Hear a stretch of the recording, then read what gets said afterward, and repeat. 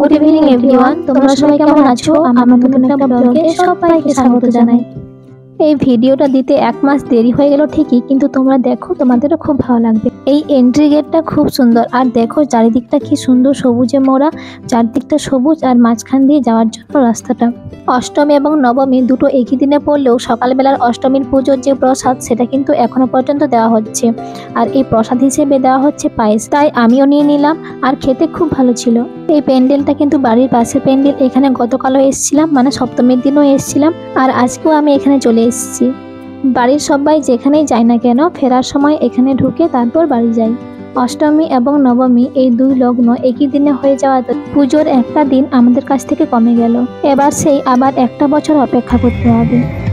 এখানকার পুজোর একটা বড় বিশেষত্ব হলো এখানে কিন্তু কোনো মূর্তি কিনে নিয়ে আসা হয় না, এখানে কুমূর্তি নিয়ে আসা হয়, আর উনি কিন্তু দিনের পর দিন সুন্দরভাবে মায়ের মূর্তিটা তৈরি করে।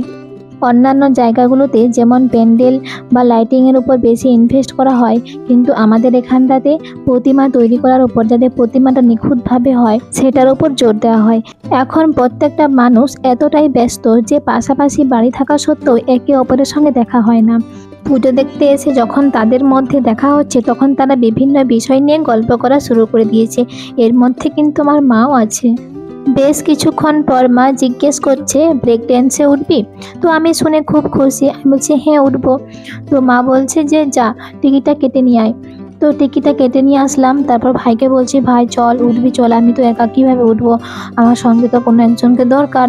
তো ভাই বলছে যে উঠবো না। তো অনেকবার বলে বলে ওকে রাজি করলাম।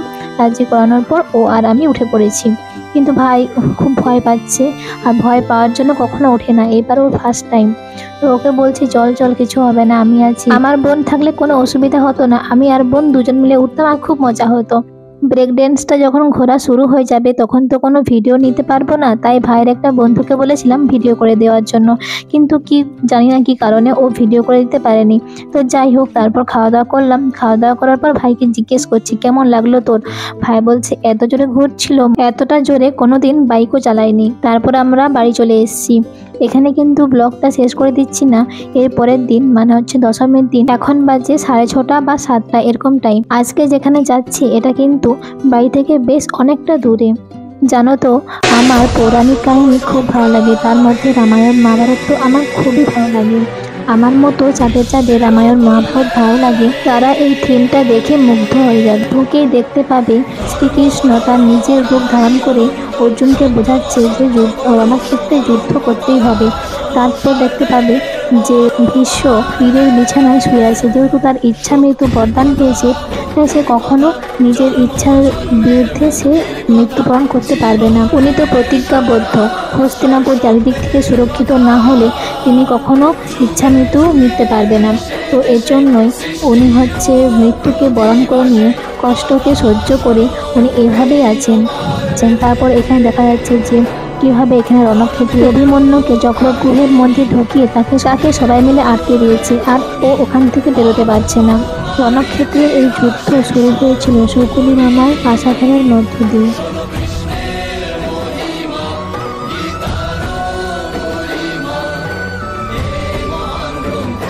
এখানে দেখো শ্রীকৃষ্ণ সারথি হয়ে অর্জুনকে নিয়ে যাচ্ছে রণক্ষেত্রে, এবং তাকে বারবার ধরে বোঝাচ্ছে যে যুদ্ধক্ষেত্রে তুমি আগে তীর চালাও, আর নইলে এই জগৎ সংসারে এমন কেউ নেই যে কর্ণকে পরাজিত করতে পারবে। বস্ত্র হরণের সময় শ্রীকৃষ্ণ দ্রৌপদীকে মায়ের সাহায্যে যেভাবে সাহায্য করেছিলেন ওটাও দেখলাম। দেখে করে তারপর কিছুক্ষণ এখানে ওই বিসর্জনে আরতি চলছিল, আরতি দেখে তারপর বাইরে বেরিয়ে এসেছি। বাইরে বেরিয়ে এসে দেখি প্রসাদ দেওয়া হচ্ছে। সত্যি কথা বলতে ঠাকুরের প্রসাদের প্রতি আমার অন্যরকম একটা ভালোবাসা, না খেলে যেন ভালোই লাগে না। আর যেই দেখছি প্রসাদ দেওয়া হচ্ছে অমনি প্রসাদটা নিয়ে নিলাম। এতটা বেশি প্রসাদ কোথাও দেয় বলো তো? যাই হোক, এখান থেকে বেশ কিছুটা খেলাম, খেয়ে করে তারপর রাস্তার কুকুরগুলোকে দিয়ে দিলাম। এমনি নষ্ট করে দেওয়ার থেকে ওদেরকে দেওয়াটা মনে হয় ভালো। খেয়ে তাড়াতাড়ি করে বাড়ি যেতে হবে, কারণ এটা বেশ বাড়ি থেকে অনেকটা দূর। আজকে যাওয়ার আগে প্রথমে তেলটা ঢেলে নিচ্ছি। আর আজকে হচ্ছে দশমীর পরের দিন, মানে একাদশী। তো চলে এসেছি আমি, ভাই, মা, আর একটাতে যাচ্ছি মেসো, দিদা, আর একটা বোন আছে পাশের বাড়ির। তো তো আমরা সবাই মিলে যাচ্ছি। এই বছরে এখানে প্রথম শুরু হয়েছে, আর এখানে আগের দিন মাসি মেসো দুজন এসেছিল। তো মাসি বলছে ওখানে কিন্তু খুব সুন্দর হয়েছে, তো তোরা যা, ভালো লাগবে। আজকে আমাদের যা আসার কোনো প্ল্যানিং ছিল না, তো মাসির জন্য এসেছি। দেখে কিছু বুঝতে পারছো? প্রথম যেটা দেখানো হলো, ওখানে হচ্ছে যে একটা মহিলা বসে বসে মাশরুম তুলছে, মানে ছাতু তুলছে আর কি। এখানে আসলে বোঝানো হয়েছে যে জঙ্গলমহলের মানুষরা কিভাবে কত কষ্ট করে জীবনযাপন করে, এবং এই জীবনযাপন যে তাদের জীবনের ক্ষেত্রে অনেকটা ঝুঁকিপূর্ণ হতে পারে, আর নিজেদের ঝুঁকিপূর্ণ এই জীবনকে রক্ষা করতে গিয়ে প্রাণীদের ওপর আক্রমণ করে ফেলছে। এটা যেমন ঠিক কথা, আবার এর অপোজিট সাইডটাও আছে।